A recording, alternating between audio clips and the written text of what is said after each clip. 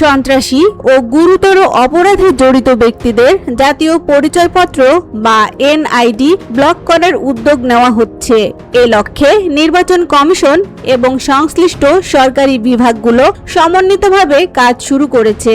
পরিকল্পনা অনুযায়ী আইন শৃঙ্খলা রক্ষাকারী সংস্থা ও সংশ্লিষ্ট কর্তৃপক্ষের তথ্যের ভিত্তিতে অপরাধে জড়িত ব্যক্তিদের এনআইডি লক বা ব্লক করার ব্যবস্থা নেওয়া হতে পারে।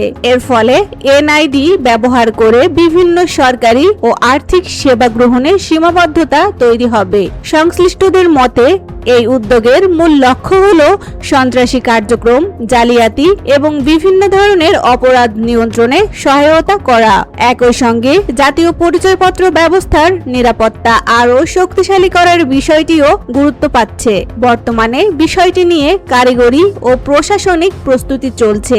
নির্বাচন কমিশন এবং সংশ্লিষ্ট সংস্থাগুলো প্রয়োজনীয় প্রক্রিয়া ও নীতিমালা চূড়ান্ত করার কাজ এগিয়ে নিচ্ছে।